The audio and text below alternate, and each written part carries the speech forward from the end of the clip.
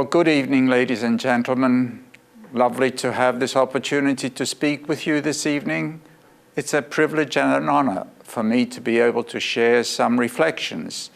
And as many of you know, I am a Buddhist, and therefore my area of interest in particular and my area of some knowledge is the Buddhist teachings. And often people have asked whether Buddhism is actually a religion or not. And that is really an interesting question. If we look at the external aspects of religious organizations and religious traditions, I'd have to say that Buddhism certainly fits into that category quite well. We find in all Buddhist countries all the trappings of what is called a religious tradition. We have temples, we have priests or monks, we have statues, we have artwork, we have so-called spiritual scriptures and teachings and rituals and ceremonies and a whole range of teachings and values that are ascribed to that tradition as being part of the religious and spiritual life of that tradition.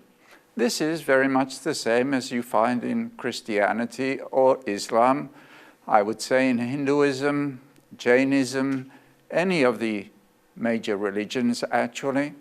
And it's valid. So Buddhism is a religion in that sense, that it's a tradition that many people have taken on to constitute their spiritual aspirations, spiritual lives, and to provide guidelines for living a moral, good life that is respected and also conducive to harmony, peace, to unity. So within that context, Buddhism is a religion in the normal sense. However, I find that a little inadequate because it's so superficial. Is that really what Buddhism is? The temples, the statues, the rituals, the ceremonies, the chanting, the scriptures that are written down and that are passed on verbatim, century by century, through over 2,500 years now. And I don't think so. That does not ring true to me. The Buddha did live in India, and he did teach for 45 years. And that teaching that he left behind was what we call the teachings of the Buddha. That is the foundation of what we now call Buddhism. So it would be really interesting for us to try and get to the source as much as we can. What did the Buddha actually teach during those 45 years? And of some interest, we may even think or ponder is, how did he come to be teaching for those 45 years? Now, there is a body of literature that is called the Buddhist Canon, and this is quite a vast collection of texts.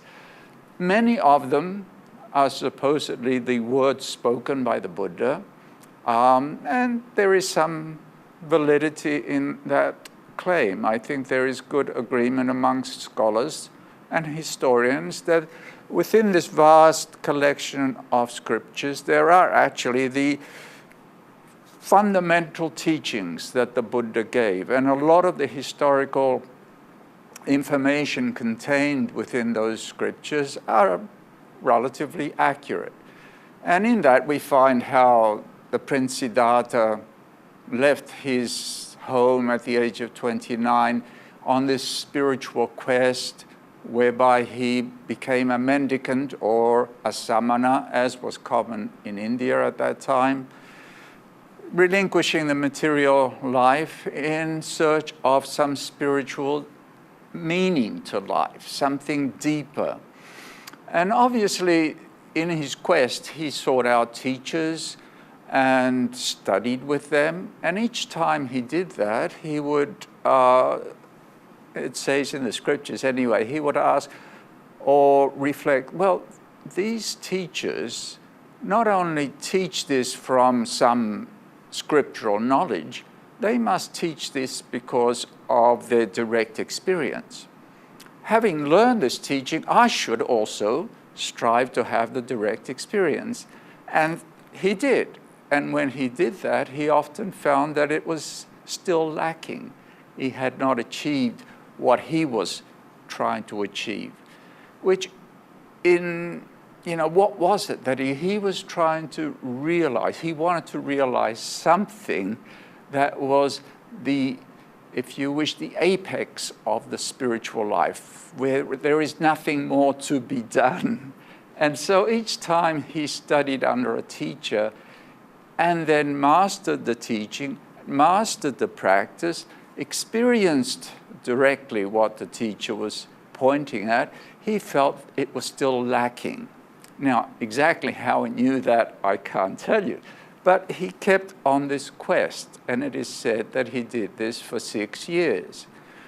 Until, tradition has it, on the full moon of Vesak, he, sitting under the Bodhi tree, he had a very dramatic, life-transforming experience, which we call enlightenment.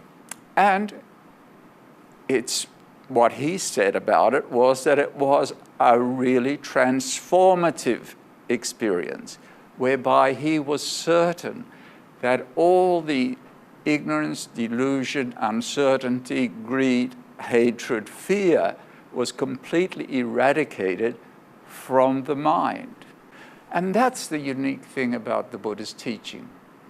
He did not want us to believe him. He did not ask that we believe him. He did not come forth and then set down a dogma for us to accept, believe, and repeat. That was not his mission at all. It's not like Moses went up to the mountain and then he got the 10 Commandments and brought them back, and that's what he gave his people, the 10 Commandments. That's not the Buddha. The Buddha went up to the mountain, came back down, and said, this is the way you get there. Go. And that was his real message. Now, I do think this is unique.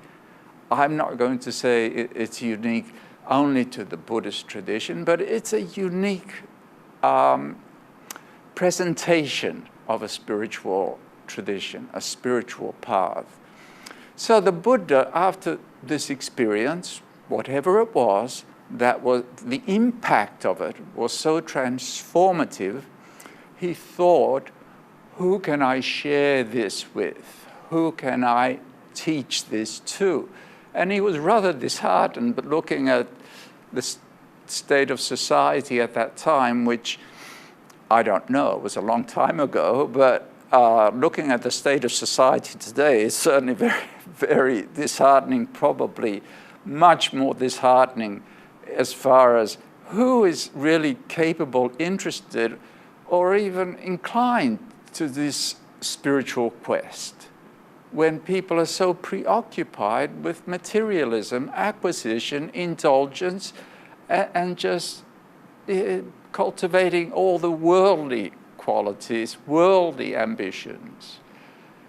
So even then, that must have been the predominant preoccupation of society at large. However, there were mendicants, there were samanas, those who were striving under various teachers, independently, individually, as ascetics. And the Buddha had, before his own experience of enlightenment, lived with 5 ascetics and practiced with them for many years. And so he thought to go and present this map, if you wish, to these 5 ascetics, because, they probably would be able to understand and follow the directions. So he went to where these 5 ascetics were, and he approached them. And this is what he said to them. Listen, monks, the deathless has been attained. I shall instruct you. I shall teach you the Dhamma. By practicing as you are instructed, you will, by realizing it yourselves here and now through direct knowledge, enter upon and abide in that supreme goal of the holy life. So that is an incredible statement. What is he saying there?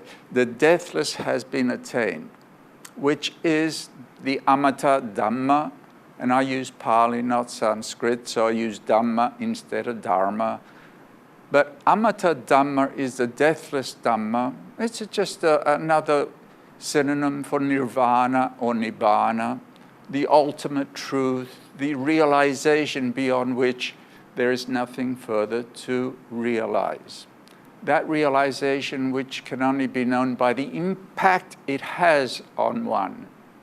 The impact of enlightenment is to eradicate delusion, ignorance, greed, hatred, fear, anger, and all other negative emotions or tendencies of the mind.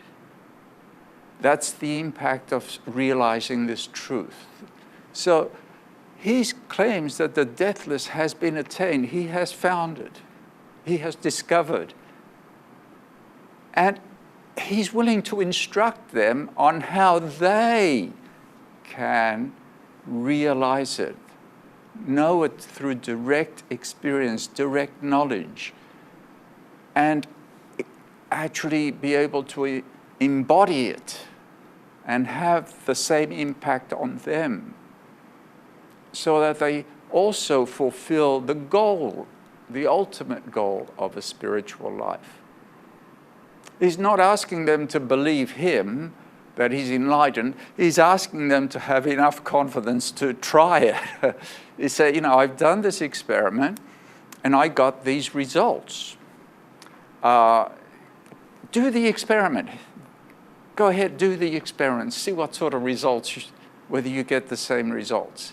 It's like any good scientist. Any scientist today, whether it be a physicist or a chemist or anybody who applies the scientific process, will follow a methodology, arrive at a result, and then invite others of standing to verify. He doesn't come out and say, you got to believe me. He says, hey, do this experiment, verify this. Or an explorer who goes forth to discover an unknown land, distant, unknown as yet, discovers it, comes back. I followed this path, took this route, went that direction, and discovered this place. It exists. Don't believe me, follow this map and see if you can prove that it exists. That's the Buddhist message. It's not asking us to believe, it's asking us to verify. And this truth, the Amata Dhamma, Nirvana, Nibbana, whatever we wish to call it, is something which is, by the Buddhist definition, he gave it some characteristics of its qualities. And it's interesting and informative to look at this. The word Dharma or Dhamma can be used in various ways to mean various things. As the ultimate Dharma, is the Amata Dhamma, is the ultimate truth. It could also be used in a more common way, which is the teachings, the law. Say the Buddha Dharma is the teachings of the Buddha. So the Buddha Dhamma and the Amata Dhamma have certain qualities, characteristics. And these are what in Buddhism, they are in Theravada Buddhism anyway, the characteristics. One, it's visible here and now. It can be realized here and now. It's not something you have to wait for to go to heaven. It's here and now. It's always here and now. It is timeless. Akaliko, timeless. It's not something bound in time. It's beyond time, if you wish. It's immediate because it is timeless. It is also something that's not hiding from us. It's self-evident. Come and see for yourself. And it's inviting because it is present. The truth is, whether anybody realizes it or not. What stands in the way is the veil of delusion and ignorance. And it leads on. It leads on to this complete peace, nibbana, cessation. It leads beyond conditioned existence. It leads one beyond the limitations of the realm of birth and death. It is the end. And probably, once again, most important, it is pachatang veditabo vinyuhi, to be realized individually by the wise. It cannot be told, it cannot be given. It needs to be realized, each by the wise, for oneself. By the wise meaning one who's able to, one who's willing and able to realize it. So it's there, it's real, it's timeless, it's here, it's now, it's inviting, it's asking us to come. What's holding us back? That's the interesting thing. What's holding us back from knowing it? And so let's look at what the Buddha then said to these 5 ascetics. He said, I'll instruct you, let me teach you. What did he teach them? So the classic teaching that the Buddha starts with are the 4 Noble Truths. He tells them to avoid extremes in asceticism and extremes of sensual indulgence, and to follow the middle path, and one will understand these 4 truths. The realization, understanding, penetration of these 4 truths is what is enlightenment, or what we call enlightenment. So the first noble truth, the noble truth of suffering. Now, many people misunderstand this, that the Buddha was talking about suffering in the, it's just a translation. Dukkha can be translated as suffering. But actually, in this context, it means much more than the word suffering in the English context encompasses. Normally in English, when we use the word suffering, we only use it to denote unpleasant, things that are unpleasant, be it physical unpleasant, sensory unpleasant experience, emotional unpleasant experience. And the Buddha said this is normal suffering. Yeah, there's a lot of that. Normal suffering, the unpleasantness, painful things in life. But he also said that there is another type of suffering, and one of them is the suffering that's due to change. For instance, even happiness, pleasant feelings, really nice and comfortable situations, experiences, change. And so just by the fact of it being conditioned and impermanent, that is unsatisfactory.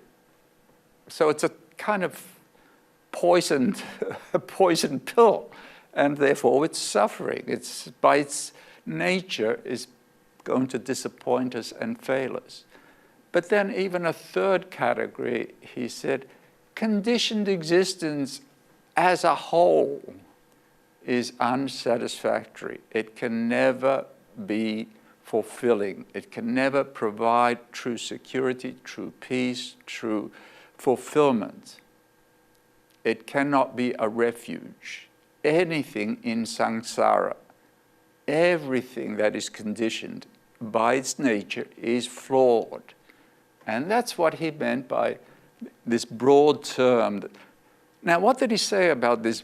Believe me, and that's enough? No. He said, this suffering, this nature, this truth should be understood. So he's saying, it's a call to action. It's not a call to believe.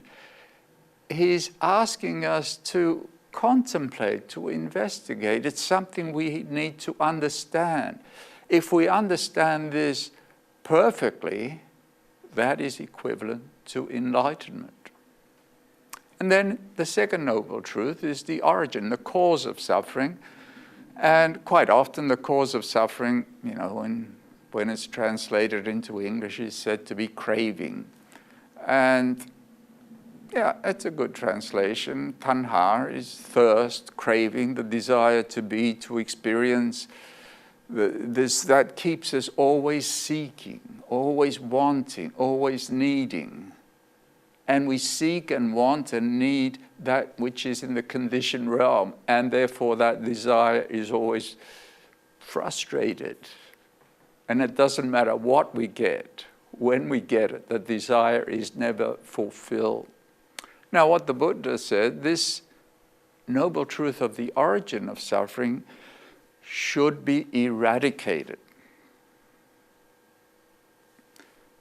The third noble truth, the cessation of suffering, is saying it's possible to arrive at a complete cessation of this whole mess, this whole process of craving and unfulfillment and the ongoing process of wanting and being disappointed, wanting and this never fulfilled in the realm of conditioned existence. There is an end. And he said the cessation of suffering is to be realized. Remember that, realized, not to be believed in. And where he put most of his effort, he said, the noble truth of the path leading to cessation of suffering. There is this path that he said he discovered, perfected. And the path should be cultivated. Again, it's a call to action. So he's saying, he's laying down, this is the problem, this is the cause of the problem. It's possible for this problem to be resolved. This is how you resolve it. Go ahead and do the work. Basically. There is no aspect of it which is set down as dogma. You've got to believe that the life is suffering. It's not that at all. He's just pointing out some facts that he thinks he's proven, and he's asking us to put some effort into doing the work, experiment, research. So, the path leading to the cessation of suffering, most of you who are even a little familiar with Buddhism will know and have heard of the Noble Eightfold Path. It's quite well known: right view, right thought or right intention, right speech, right action, right livelihood, right effort, right mindfulness, and right concentration. And that these are things to be cultivated, aspects of training that one undertakes in order to come to that realization. This is the training manual for one who is aspiring to do the experiment or aspiring to travel to that distant land that the Buddha said existed. So this is like a training manual for the spiritual seeker. And of course, each one of these has got some explanation as to what they are. And it sounds quite acceptable and reasonable. And I think many of you will have heard some explanations of what right view is, and right intention, and right speech, and right action, right livelihood, right effort. There's been a lot of interest in the last 40, 50 years in this area of mindfulness and concentration, which are to do with more meditative practices. Now, the interesting thing is, okay, this is the path that the Buddha said needs to be cultivated, and it's kind of well known. Nearly every Buddhist in the world will be able to list the Eightfold Path, and many non-Buddhists as well, and they know it. So if this is the path, well, what's happening with it? So this is where I find some interest. I think the interesting thing is the way we understand this path. This is the Buddha said, this is the middle way discovered by a perfect one, the Buddha, which gives vision, which gives knowledge, and leads to peace, to direct knowledge, to enlightenment, to nibbana. So this is the middle way, discovered by the Buddha, and it's taught, it's known, supposedly being followed by many people, and it's supposed to lead to complete peace, direct knowledge, enlightenment, nibbana. And not everybody uses that word, the middle way. But what do we understand by the middle way? This is what's interesting to me, because the middle way is very relative. We all say, moderation in all things. So moderation, how much is moderate? And it depends on what your point of reference is. What is the middle way? It depends on what your points of references are with regards to the extremes. And it's interesting because remember when the Buddha, remember what I said about what the Buddha contemplated after his enlightenment as to who could he teach. And at that time he thought, society is just preoccupied with materialism.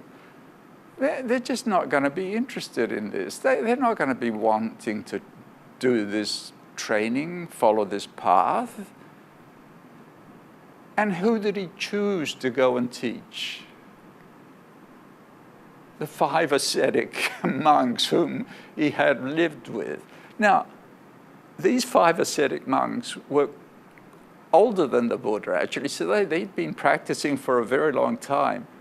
And, really diligently living in the jungle, living off alms food, having received guidance from other teachers, really committing their whole life, energy, time to this spiritual quest. He went to them and he said, this is the middle way.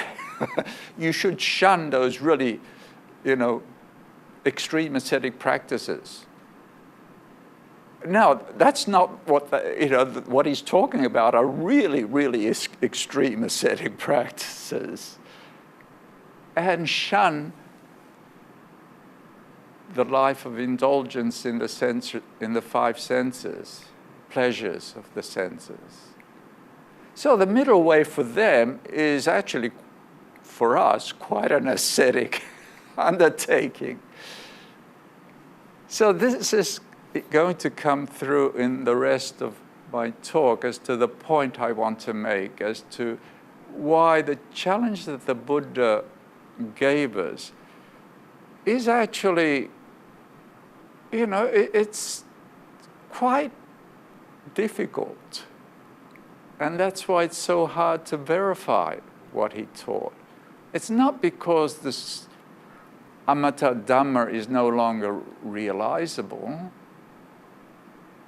Maybe it's because we're not fit to realize it, because we're not really doing the training to enable us to realize it. And so the middle way, okay, it leads to enlightenment. So, this is an interesting conversation. The Buddha was approached by a Brahmin.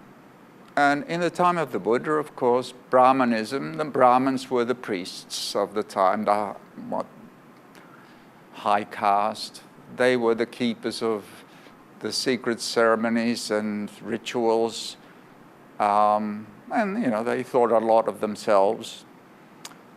And so this Brahmin went to the Gautama, Master Gautama, the Buddha. The Buddha was a samana, or at this time he was like living in the forest as a mendicant monk. And this Brahmana approaches the Buddha. When Master Gautama's disciples are advised and instructed by him, do they all attain the supreme goal of Nibbana, or do some do and some not attain it? That's a fair question. The Buddha answers, some do, Brahman, and some don't. But why is that, Master Gautama? Since there is Nibbana, this ultimate real truth, and there is the way leading to it that you've said, this middle way, the Eightfold Path, and there's Master Gautama to teach them, why is it that they don't all attain it? This is the Buddha's reply. What have I to do with that, Brahman? A Buddha is simply one who shows the way. In other words, he's done what he can. He's given the foundation, he's explained the path, the training that needs to be done. The experiment, this is the experiment. Do all scientists who try to replicate that experiment succeed? Well, some do and some don't. Do all people who set out on this journey arrive at this destination of this far-off, distant land that you say you discovered? Well, some do and some don't. Why? And that is a good question. The Buddha said there is this amata Dhamma. It is timeless, it's there. It's inviting, it's asking to be realized. And there is a way by which a human being can train to arrive there at this realization. And many people have been exposed to these teachings. In the time of the Buddha, many of them followed the Buddha completely, becoming monks and nuns. And to this very day, we have hundreds of thousands of individuals who have undertaken monastic vows and monastic trainings, living in monasteries and of various traditions. And yet, how many really realize? That is a good question. And it's been asked of me many times. I mean, are there really enlightened beings today? Are there anybody who's really enlightened? The problem is, some people claim to be enlightened, but I would have a lot of doubts about that. How would we know that somebody is truly enlightened? That one may know, may get a good idea, because what the Buddha said about this realization is that it will have an impact. It will transform. What it does is eradicate the negative, eradicates greed, hatred, and delusion, eradicates fear, jealousy, envy, eradicates that self-centered preoccupation. So if you want to know anything about somebody, you have to observe them very closely over a long period of time before you can get even an inkling of how much have they really directly realized. How deeply has it gone? How much has it transformed them? And I take this as a self-reflection as well. I've been engaged in Buddhist studies and practices for many years. I'm familiar with the teachings, but how much of an impact has it had? When the true test comes, when I'm faced with real hardship, will I succumb to fear, to resentment, to anxiety? If I do, then obviously There's a lot more work to be done. And I've got a lot of work to do. Now, the reason, I believe, the reason why it is actually very difficult for us to meet the challenge that the Buddha presented us with is because the training is much more difficult than it appears to be when we hear the word the middle way. And so to contrast our perception of the middle way, I'd like to compare it to what the Buddha called the gradual training. And this is the gradual training stipulated by the Buddha, and it's usually for a monastic, so it's put forth for a monastic training, for those who've gone forth from the home life to the homeless, or to the life committed to the spiritual quest, relinquished the complicated, often it's translated as dusty. I don't like the word dusty. It's the cluttered life. Left the cluttered life, and most of us live a very cluttered life with stuff and duties, responsibilities, distractions. Our energy and time is committed to the worldly pursuits. So there are those who are willing to leave that behind and undertake a very simple life, which is very streamlined. So the Buddha did give instructions for the streamlined life, where one channels one's energy, time, and abilities towards this one goal. Now, as far as undertaking that quest, will everybody realize, or will only some realize? It's always been only some, only the few. Why? There are two factors, I always say, is what you bring to it and what you put into it. What you bring to it is basically assuming that we all have a lot of baggage, a lot of conditioning. And that is something we have to work with. We cannot just you can't run away from it. That's where you start from. What you put into it is the training that you undertake. It's like the Buddha said, well, here's Mount Everest. This is the trail I followed. I got to the top. Here you are. Go for it. Now, is everyone going to be able to climb that mountain? Well, it depends on what condition they're in to start with, and then how much training they wish to undergo.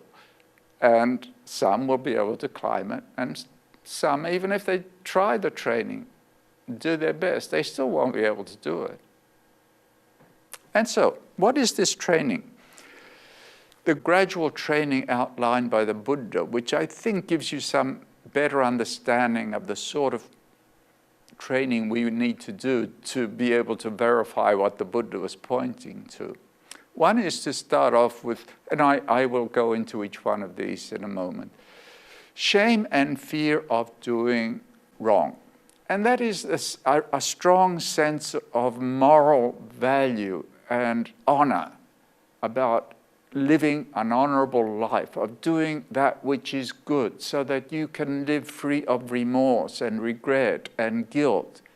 Your conscience is clear. So that's a very important foundation.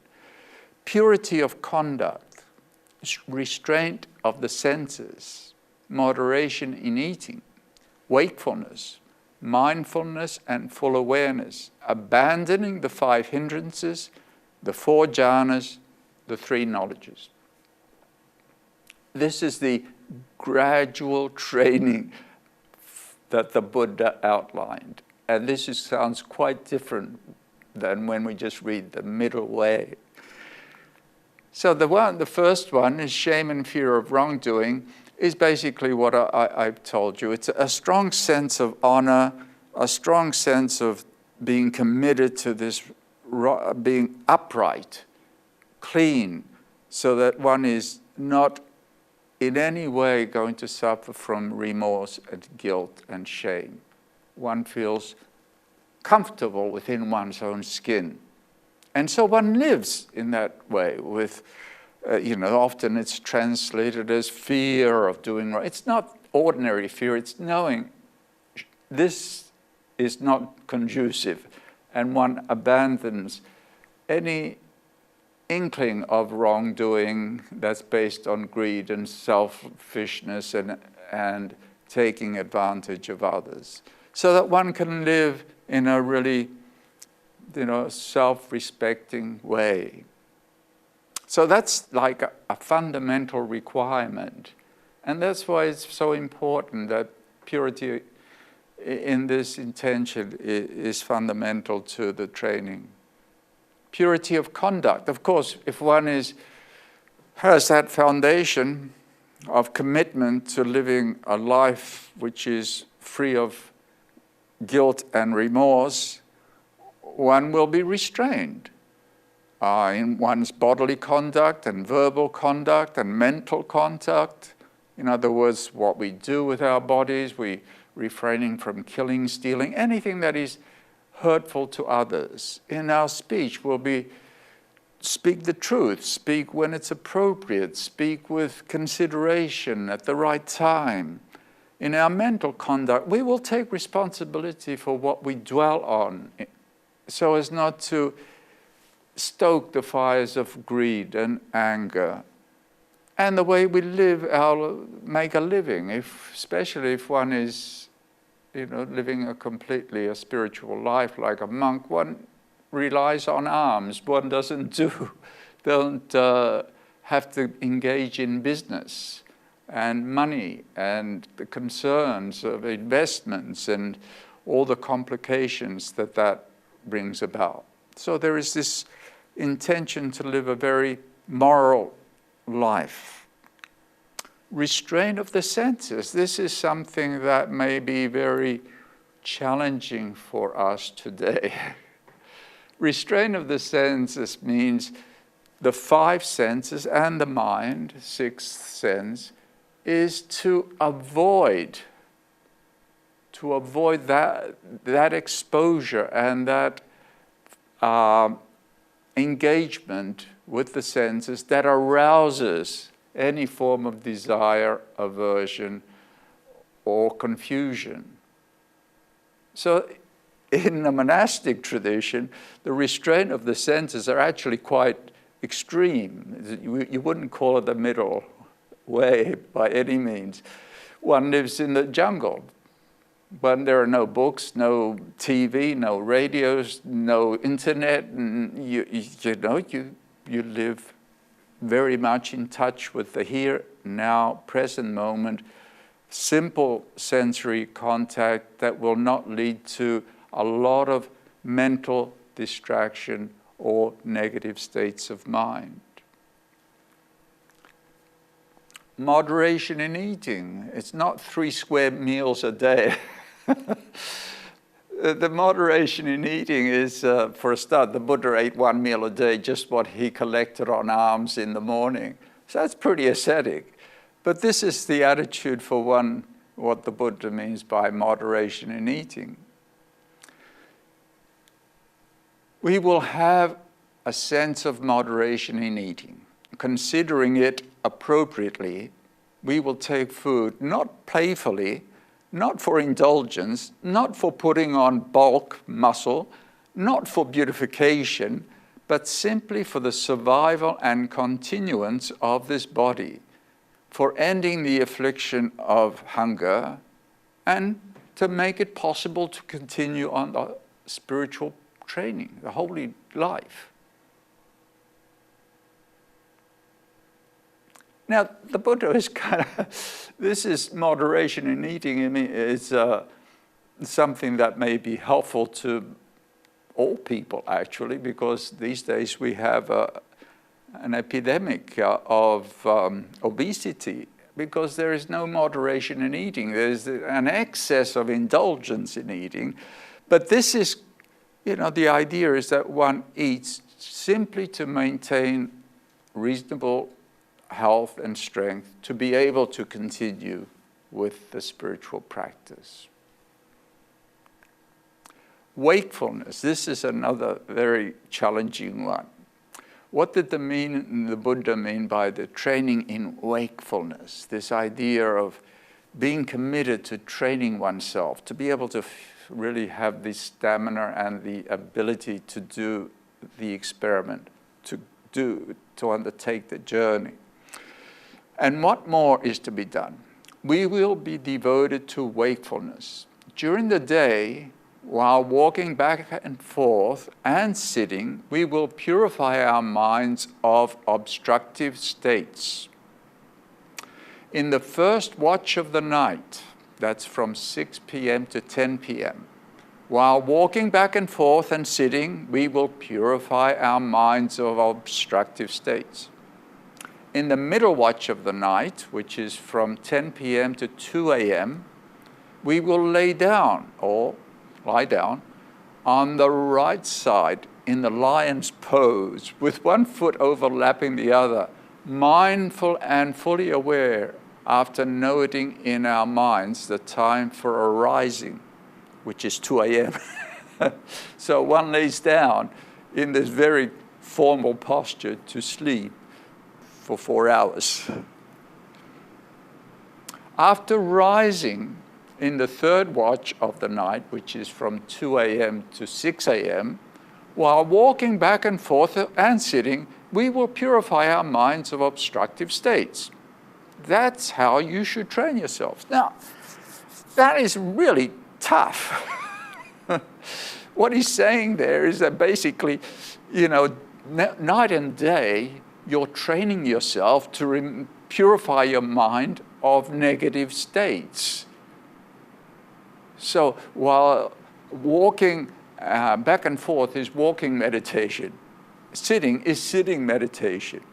That's basically what you do. Whatever you're doing during the day, and then what do you do at night? No, you don't go and sit and watch TV between. You continue with your practice. Yeah, you don't go and lay down on a nice comfy bed for 8 hours. No, you lay down in this formal posture for at most 4 hours, and then you get up and start the practice again. And that's what you do. The idea now is that one is really devoted, committed to this training of the mind. And so one is cultivating this is mindfulness and concentration, making right effort, right mindfulness, right concentration, devoting almost all of one's time to cultivate these qualities, to strengthen the power of mindfulness, to enable the mind to arrive at very refined states, unimpeded by the negative or obstructive states. So this is actually a tremendous commitment and a tremendous undertaking to fulfill this training. Mindfulness and awareness. So to what extent does one cultivate right mindfulness? What more is to be done? We will be possessed of mindfulness and full awareness. We will act in full awareness when going forward and returning, when looking ahead and looking away. We will act in full awareness when flexing and extending our limbs, when wearing our robes and carrying our outer robe and bowl, when eating, drinking, eating, when defecating and urinating. We will act in full awareness when walking, standing, sitting, falling asleep, waking up, talking, and keeping silent. That is how you should train yourselves. It's very challenging. In other words, one is really committed to cultivating this quality of mindfulness with clarity throughout the whole day in everything that one is doing. So that meditation is everything, and everything is meditation. Life is the spiritual training. Your spiritual training is your life. it's full-hearted, it's a full commitment, it's a challenge. And if one succeeds in this to this extent and undertakes the training and is gradually moving forward, one will come at this level of purity. He resorts to a secluded resting place, the forest, the root of a tree, a mountain, a ravine, a hillside cave, a charnel ground, a jungle thicket, an open space, a heap of straw, anywhere that's secluded, quiet, removed from the clutter. After returning from his alms round, after he's eaten his one meal of the day, he puts his bowl and robes aside, he sits cross-legged, sets his body erect, and establishing mindfulness before him. And this is a standard stanza of the process of entering in meditation, the formal state of meditation. You put aside your ordinary activities, simple as they are for a monk or an ascetic. You still go on alms round, you eat your meal, you wash your bowl, you put it away, and then you go and sit and meditate. You do some walking and you sit and meditate. Now, if you undertake that training successfully, and the Buddha gave separate discourses on actually this practice of mindfulness of breathing, whereby this is dealt with in much more detail. But establishing mindfulness, one then takes the training of the mind to a deeper level, training it in concentration. And the training in concentration is one of simplifying, moving from complexity to simplicity, from the noisy to the silent, arriving at this deep stillness and silence of the mind that is not in any way disturbed by the 5 hindrances, which normally keep the mind very, very disturbed under nearly all conditions. So through this practice of meditation, one abandons these 5 hindrances, which are covetousness or greed for the world, interest in the worldly things, interest in sensory experience, sensory distraction, pleasures, comforts. One abandons that and abides free from covetousness or free from sensory desire. The mind is withdrawn, contented. Abandons ill will and hatred. Any negativity is abandoned, removed. The mind is contented and positive. He abides with compassionate for the welfare of all living beings. He abandons sloth and torpor, the dullness that often preoccupies or overtakes the mind when we are no longer being stimulated by the world. We fall asleep. But he abandons that and abides percipient of light, mindful and fully aware. One of the characteristics of entering the stillness and silence of deep meditation is what people often refer to as the perception of radiance, light, because the mind is fully present in the reflection of its purity. And abandons restlessness and remorse. Any of that restlessness that normally keeps us jumping about is abandoned. Abides unagitated with a mind inwardly peaceful. And he abandons doubt. He abides having gone beyond doubt, unperplexed about wholesome states. So this is a level of training that is actually very exalted. In other words, one has followed the systematic training of moral conduct, restraint of the senses, moderation in eating, putting forth energy in one's practice, developing great mindfulness and awareness, doing formal meditation, to perfection, whereby eventually one develops the skill of bringing the mind to these deep or high, whichever you like, states of refined concentration, which the Buddha called Samma Samadhi, right concentration. And these states of mind he called the 4 jhanas. So having abandoned these 5 hindrances, imperfections of the mind, that weaken wisdom, quite secluded from sensual pleasures, secluded from unwholesome states, he enters upon and abides in the 1st jhana, the 2nd jhana, the 3rd jhana, the 4th jhana. So this is like a culmination of that training, the training of one's body, speech, and mind, to this level where the mind is now able to enter in these refined states of concentration which temporarily eradicate the negative hindrances. That mind is very pure and very powerful. The mind that is in that state of purity, of concentration, becomes a tool fit for the task of seeing things as they really are. So the mind of the Buddha, he was relating his own experience at the foot of the Bodhi tree.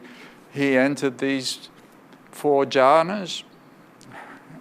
His mind, thus empowered, was able to realize the Amata Dhamma, realize Nibbana, realize the knowledge and vision of things as they really are. And as far as what he talked about his own experience, he said on that night 3 particular knowledges arose in him. The first one was the recollection of past lives. He recollects his manifold past lives, that is, 1 birth, 2 births, thus with their aspect and particulars, he recollects his manifold past lives. That's one of the knowledges that is possible. However, that is not yet enlightenment. It's just one of the possible super knowledges that the Buddha had, and one can certainly develop. Knowledge and passing away and reappearance of beings. In other words, this is really seeing how the process of karma works in terms of causes and results, and the process of rebirth, what conditions bring about the birth in what situations for various beings. You can call it the divine eye, one can say a clairvoyance of sorts, but it really is a very thorough understanding of the law of karma. And the last knowledge, which is the most important knowledge, this is what this whole training was aspiring to. He understands that there's actually a penetration of the 4 Noble Truths. This is suffering. Now he understands this is suffering.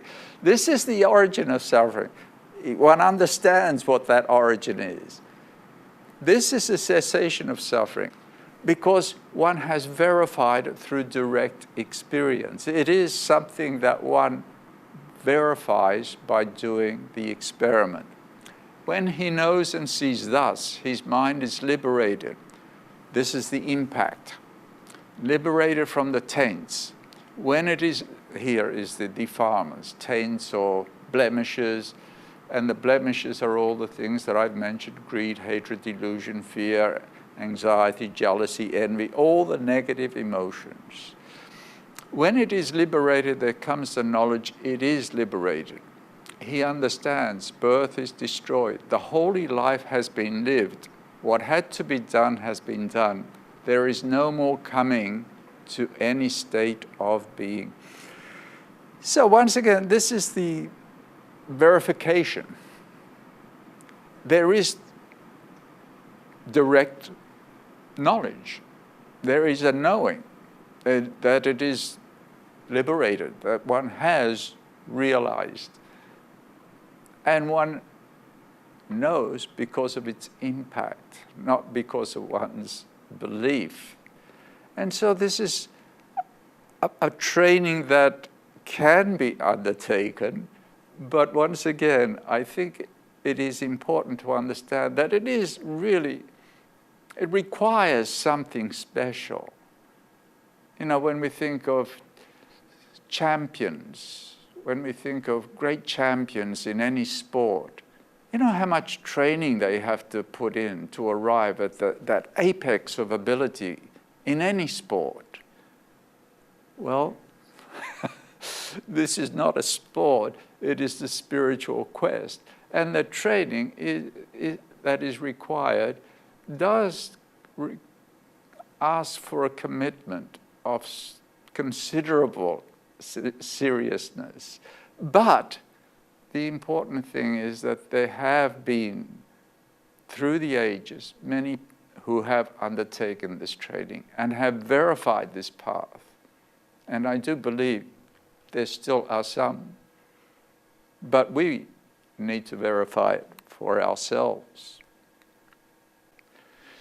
So,